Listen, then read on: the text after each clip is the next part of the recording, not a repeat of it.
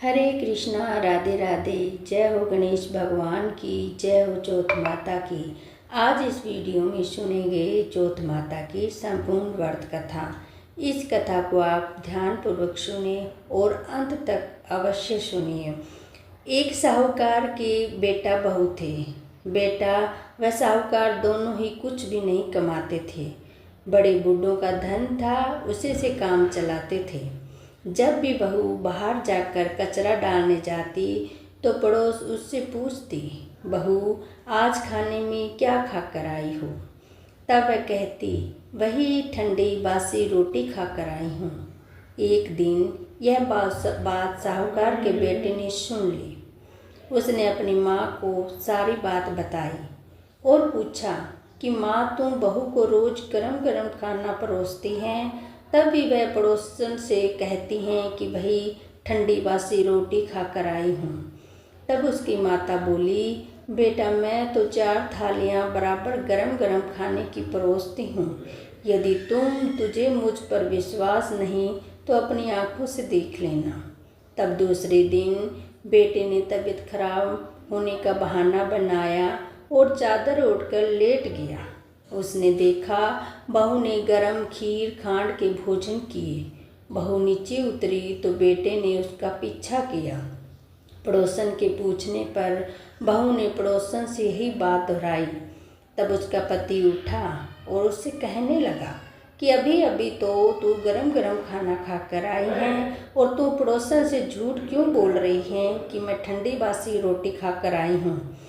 तब उसकी विद्वान स्त्री ने कहा कि यह न तो आपकी कमाई हुई रोटी है, न आपके पिताजी की है। यदि इस तरह से बैठे बैठे धन का खर्चा किया जाएगा तो कुएं के पानी की तरह एक दिन पूरा समाप्त हो जाएगा। तब उसका पति विदेश कमाने के लिए गया। पीछे से उसकी पत्नी 12 महीने की चौथ माता का व्रत करती थी। उसको परदेश में रहते हुए 12 वर्ष व्यतीत हो गए। चौथ माता विनायक जी ने सोचा, अब उसके पति का घर बुलाना चाहिए। हमें इस कलयुग में कौन मानेगा, कौन पूजेगा। चौथ माता लड़के के सपने में जाकर बोली कि तू घर चला जा, तेरी पत्नी तुझे बहुत याद करती है। तब वह बोला कि माँ मैं कैसे चला जाऊँ, मेरा यहाँ बहुत बड़ा कारोबार फैला हुआ है। तब चौथ माता बोली कि सुबह एक दीपक जलाकर चौथ माता का नाम लेकर बैठ जाना। उस देने वाले रुपए दे जाएंगे और लेने वाले रुपए ले जाएंगे। उसने सब सुबह उठकर वैसा ही किया और उनका सारा कारोबार एक दिन में ही सिमट गया। जब वह घर जाने के लिए रवाना हुआ तो रास्ते में उसे एक सांप के आग के पास जाता हुआ मिला। लड़के ने सोचा सांप जल जाएगा तो उसने सांप को भगाने के लिए सिसकारी भरी। लेकिन तभी नागराज बोले कि हे पापी दुष्टी, मैं तो सांप योनि से मुक्त हो रहा था, लेकिन तूने मुझे सिसकार दिया है, इसलिए मैं अब तुझको डसूंगा। तब वह लड़का बोला, हे नागराज, तुम मुझे अवश्य खा लेना, मैं आपको वचन देता हूँ। मैं 12 वर्ष बाद अपने घर मिलने जा रहा हूँ। कल रात आप अवश्य आ जाना। तब मेरे पति घर आए तो बहुत उदास था। पत्नी के कारण पूछने पर उसने बताया स्त्री चतुर थी। उसने एक सीढ़ी पर दूध का कटोरा रख दिया, दूसरी पर बालू मिट्टी बिछा दी और तीसरी पर फूल माला बिखेर दिए और चौथी पर इत्र छिड़क दिया और 5वीं पर मिठाई रख दी। इस तरह उसने 7 सीढ़ियों पर कुछ न कुछ रख दिया और दरवाज़ा खुला छोड़कर पलंग पर अपनी पत्नी की चोटी लटकाकर सो गया। सांप आया। सबसे पहले उसने दूध पिया तो बोला, साहूकार के बेटे, तूने सुख तो बहुत दिए हैं, पर वचन का बंधा हूँ, इसलिए तुझे डसूंगा अवश्य। 7 सीढ़ियों पर उसने ऐसा ही किया जैसे वह उसने हंसने लगा। चौथ माता और विनायक जी ढाल और तलवार बन गए। उस सांप के 4 टुकड़े कर दिए। पूंछ का एक टुकड़ा लकड़ी की जूती में जाकर गिरा। सांप ने सोचा कि जब वह जूता पहनेगा तो उसे डस लूँगा। तभी बहुत सारी चींटियाँ आ गई और उन्होंने कहा, स्त्री हम रोज शक्कर व आटा खिलाती हैं, फिर भी उसकी रक्षा करनी चाहिए। चींटियों ने उस पर हमला कर दिया और उसकी पूंछ को पोली कर दी।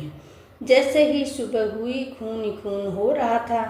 माँ ने सोचा मेरे बेटे बहू को किसी ने मार नहीं दिया, इसलिए वह चिल्लाने लगी। तभी बेटा बोला, माँ खुशियाँ बनाओ, आज हमारा वैरी दुश्मन मर गया।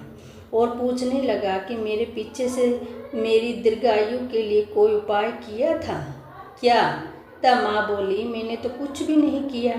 पत्नी से पूछने पर बोली कि 12 महीने की चौथ माता का व्रत करती थी, इसलिए चौथ माता व विनायक जी ने हमारी सहायता की है। तब सास बोली, यह झूठ बोलती हैं, हर रोज मैंने 4 बोर रोटी देती हूँ, फिर भी उसे चौथ का व्रत किया है। तब बहन बोली, एक रोटी गाय को खिलाती थी, एक मेहतरानी को देती थी और एक जमीन में गाड़ देती थी, और शाम का खाना मैं चंद्रमा को अर्घ देकर खाती थी। यदि विश्वास नहीं तो पूछ लो। तब गाय माता से पूछा तो वह हंसने लगी। पलस के दूध उसके मुंह से गिरने लगे। जमीन में खोद कर देखा तो चींटियों की जगह सोने के सिक्के थे। मेहतरानी से पूछा तो उसने भी हाँ भर दी। हे चौथ माता, उसके पति की रक्षा हुई, वैसे हम सब की करना और हमारी मनोकामना पूर्ण करना। इसके बाद सुनेंगे विनायक जी की कहानी। जय हो चौथ माता की, जय हो गणेश भगवान की। अब सुनेंगे विनायक जी की कथा। एक बार गणेश जी एक छोटे बालक के रूप में चिमटी में चावल और चम्मच में दूध लेकर निकले।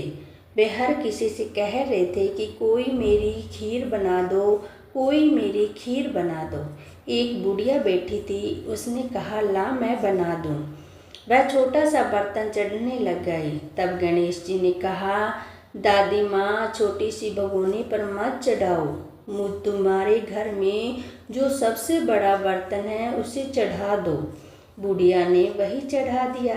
अब वह देखती रह गई कि वह तो पूरा भर गया। गणेश जी ने कहा, दादी माँ, मैं नहाकर आता हूँ, खीर तैयार हो गई हो। तो बुढ़िया के पोते पोती खीर खाने के लिए रोने लगे। बुढ़िया ने कहा, गणेश जी आएंगे, भोग लगाऊंगा, कहकर चूल्हे में थोड़ी सी खीर डाली और कटोरी भर भर कर बच्चों को दे दी। पड़ोसन ऊपर से देख रही थी।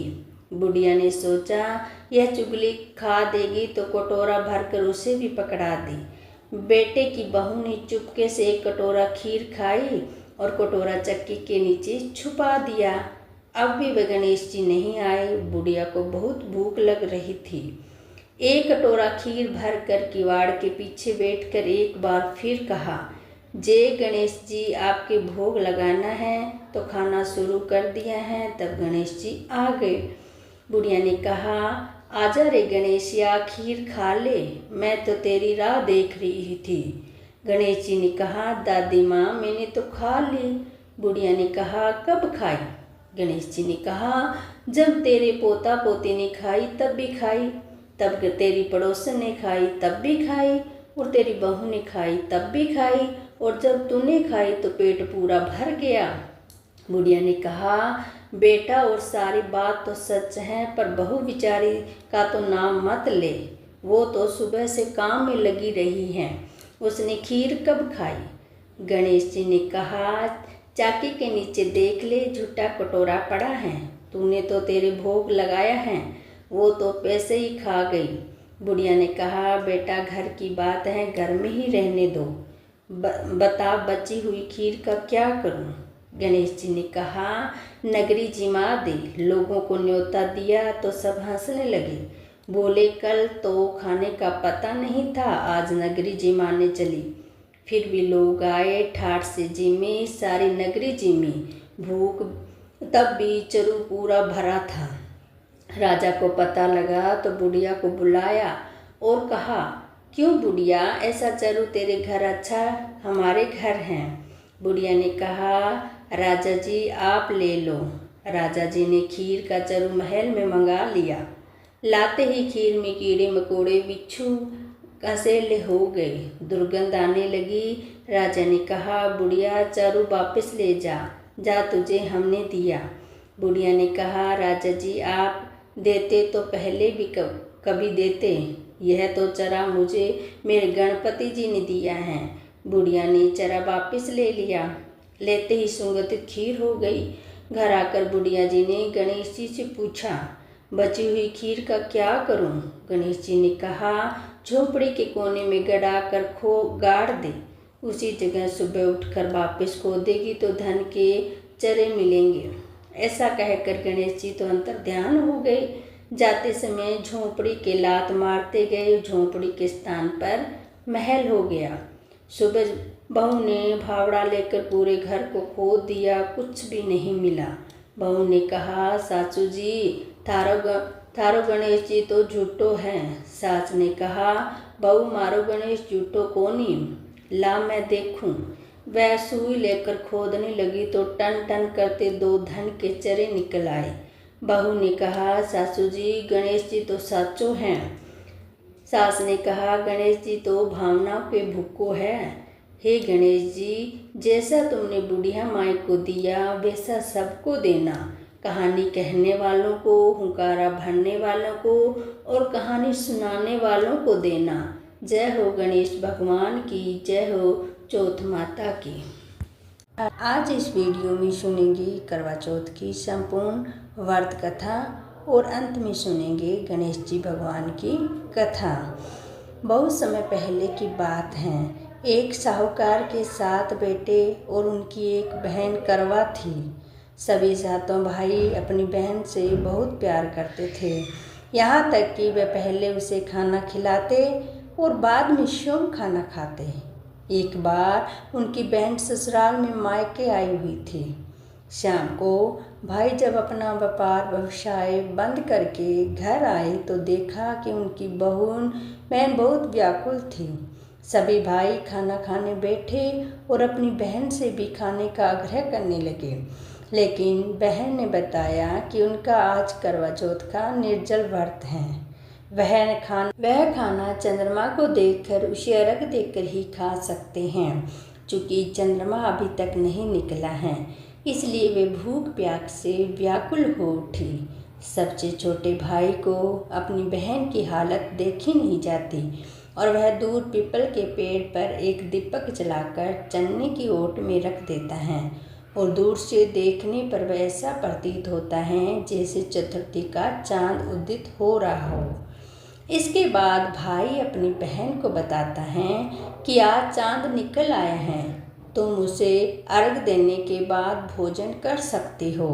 बहन खुशी के मारे सीढ़ियों पर चढ़कर चांद को देखती हैं और उसे अर्घ देकर खाना खाने बैठ जाती हैं। वह पहला टुकड़ा मुंह में डालती हैं तो उसे छींक आ जाती हैं, दूसरा टुकड़ा डालती हैं तो उसे बाहर निकल आता है और जैसे ही तीसरा टुकड़ा मुंह में डालने की कोशिश करती हैं तो उसके पति की मृत्यु का समाचार उसे मिलता है। वह बौखला जाती हैं। उसकी भाभी उसे सच्चाई से अवगत कराती हैं कि उसके साथ ऐसा क्यों हुआ। करवा चौथ का व्रत गलत तरीके से टूटने के कारण देवता उससे नाराज हो गए हैं और उन्हें ऐसा किया। सच्चाई जानने के बाद करवा निश्चय करती हैं कि वह अपने पति का अंतिम संस्कार नहीं होने देगी और अपने अस्तित्व से वह पूर्ण जीवन दिलाकर रहेगी। वह पूरे 1 साल तक अपने पति के शव के पास बैठी रहती हैं, उसकी देखभाल करती हैं, उसके ऊपर उगने वाली सुई नुमा घास को इकट्ठा करती जाती हैं। 1 साल बाद फिर करवा चौथ का दिन आता है। उसकी सभी भाभियाँ करवा चौथ का व्रत रखती हैं। जब भाभियाँ उसे आशीर्वाद लेने जाती हैं तो वह प्रत्येक भाभी से यम सुई ले लो, पिया सुई दे दो, मुझे भी अपनी जैसी सुहागन बना दो, ऐसा आग्रह करती हैं। लेकिन हर बार भाभी उसे अगली भाभी से आग्रह करने को कहकर चली जाती हैं। इस प्रकार जब 6ठे नंबर की भाभी आती हैं तो करवा उससे भी यह बात दोहराती हैं और यह भाभी उसे बताती हैं चूँकि सबसे छोटे भाई की वजह से उसका व्रत टूटा था, अतः उसकी पत्नी में भी शक्ति हैं कि वह अपने पति को दोबारा जीवित कर सकती हैं। इसलिए जब वह आए तुम्हें उसे पकड़ लेना और जब तक वह तुम्हारे पति को जिंदा न कर दे उसे नहीं छोड़ना। ऐसा कहकर वह चली जाती हैं। सबसे अंत में छोटी भाभी आती हैं। करवा उससे भी सुहागन का आग्रह करती हैं, लेकिन वह टाल मटोल करती रहती हैं। इसे देखकर करवा उसे जोर से पकड़ लेती हैं और अपने सुहाग को जिंदा करने के लिए कहती हैं। भाभी उससे छुड़ाने के लिए नोचती हैं, खसोटती हैं, लेकिन करवा नहीं छोड़ती।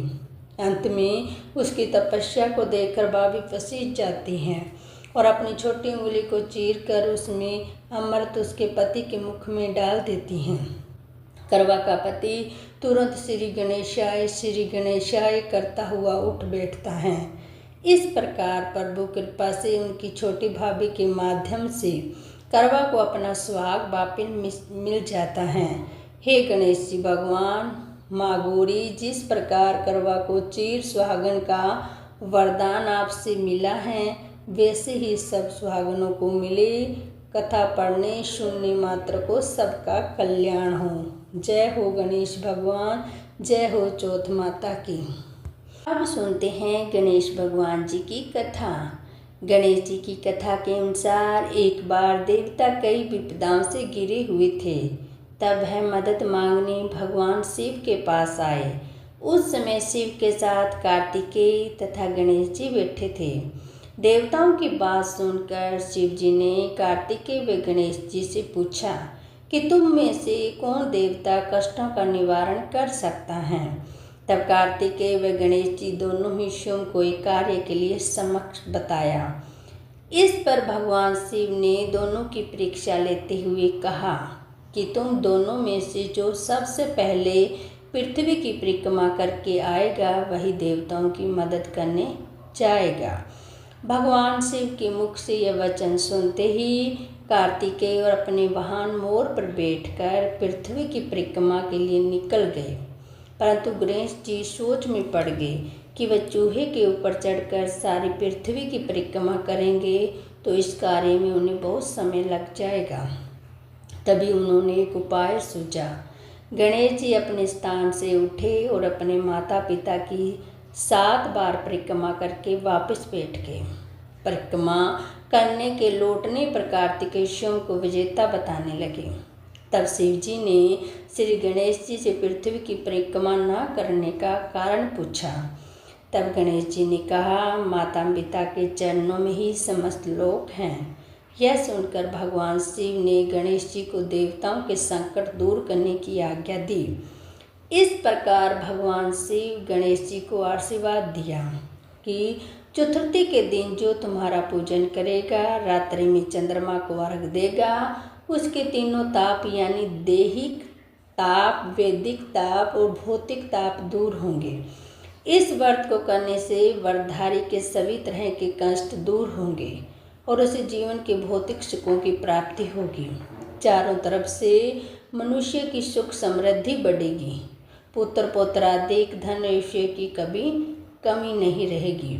सब मिलकर बोलो, जय हो गणेश भगवान की, जय हो भगवान भोलेनाथ की, जय हो भगवान गणेश की।